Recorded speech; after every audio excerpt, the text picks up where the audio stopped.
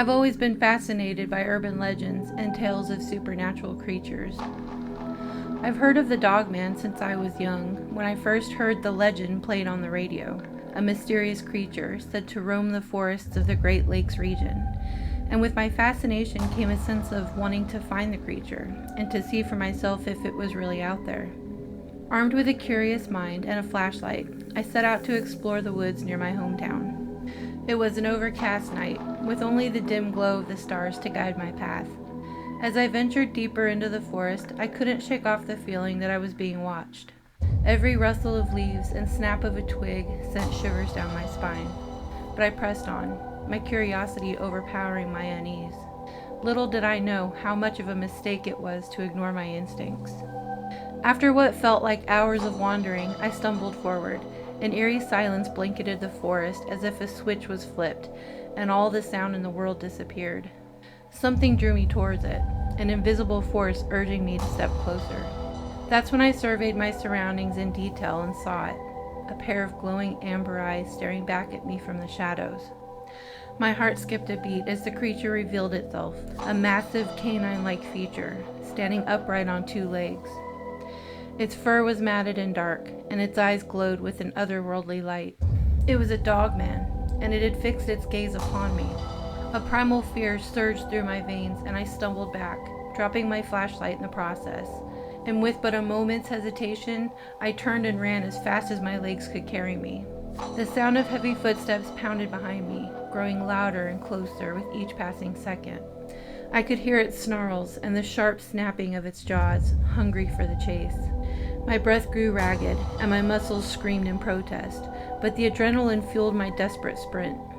Branches whipped against my face, and the forest floor seemed to rise up to trip me. But I pushed through, determined to escape the clutches of the monstrous Dogman. My lungs burned, and my vision blurred as I reached the edge of the woods. My house stood just a few yards away, its lights providing a beacon of hope. Summoning the last reserves of my strength, I sprinted across the yard and flung open the front door. I slammed it shut, panting heavily as I leaned against it, my heart racing in my chest. I felt a mixture of relief and terror as I looked through the window and saw the Dogman standing at the edge of the clearing, its gaze fixed upon me. Its mouth curled into a wicked snarl, revealing sharp, glistening teeth, and what looked like a cruel and deranged smile. For a moment we locked eyes, a battle of wills between human and beast. I knew that I had escaped, but the encounter had left an indelible mark on my soul. The Dogman had shown me the darkness lurking just beyond the realm of our understanding, and it was a sight I would never forget. To this day, I am plagued by the memory of that night. The image of the Dogman's glowing eyes and sinister grin haunts my dreams, a constant reminder of the terrors that exist in the shadows. I warn anyone who dares to venture into the Michigan wilderness, beware the Dogman's domain. It may be an urban legend to some, but for those who have encountered its malevolence, it is all too real. The forest hides its secrets well, and the Dogman waits patiently for its next victim. Ever since then, I haven't been able to look at the woods without a shudder going down my spine, hoping to not see the amber eyes staring back at me. If I were to give you all any advice, it would be, do not go out at night.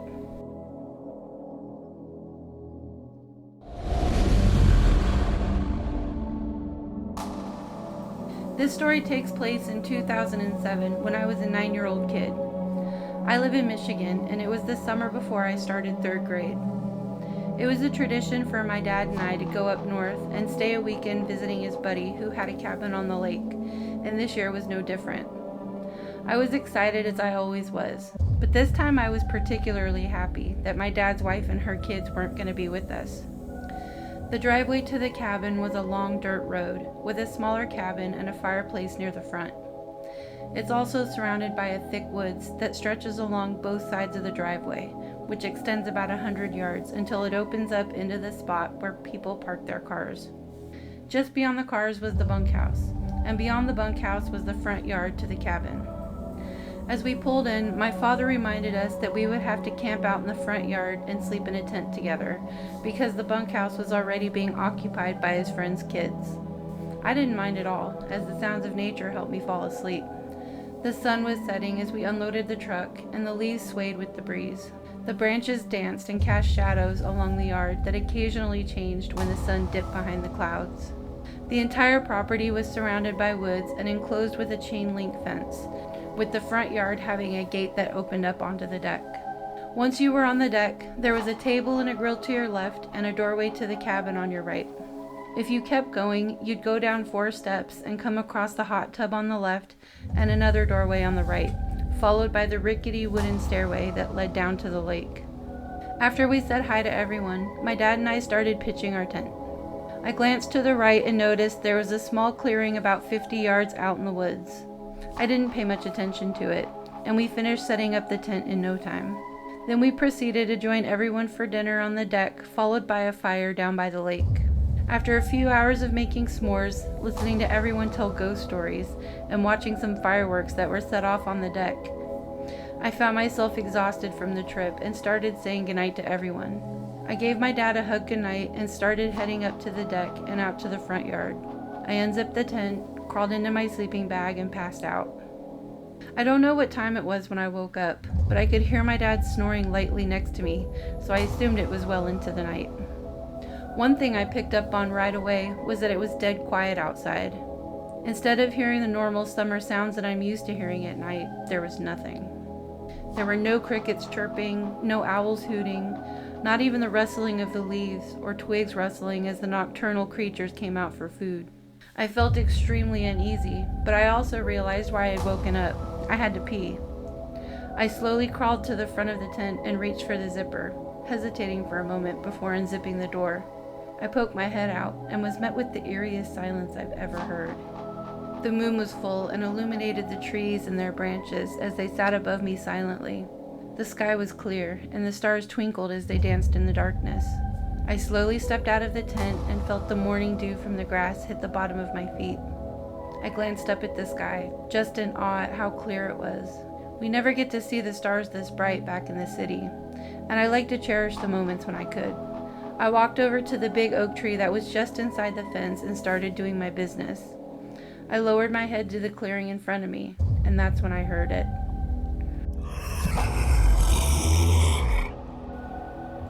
The sound pierced through the silent night. Chills ran down my spine, and I froze in place as my head darted in the direction of the woods, trying to locate the source of the sound. It happened again. This time it was echoed by a few more. What followed were the familiar yips of coyotes, and I was relieved when I saw them emerge from one side of the clearing and exit into the other. I stood there quietly as I observed the canines running and jumping through the clearing. When the last of them had disappeared, I tapped out the last of my business and glanced down to zip up my shorts. When I looked back up, I saw something I'll never forget. There, in the clearing 50 yards away, was what looked like a coyote mixed with a human, and it was standing on its hind legs, looking right at me. It had pointy ears, thick dark fur, and a snout that was snarling and revealing a set of wicked teeth, and its eyes were yellow-orange, staring straight into mine. The thing that terrified me the most about this thing was its size. If I had to guess, it had to have stood around 8 feet tall. I was frozen stiff, but that quickly changed when the thing looked up and let out the most horrific scream I've ever heard. Nothing about it sounded human. I tripped backwards over my feet and dashed back into the tent, zipping it shut and diving under my sleeping bag. I then heard the grunt of a large animal, followed by the rattling of the chain-link fence, and then the unmistakable sound of feet hitting the earth. I closed my eyes shut tight and hoped to God this thing would go away.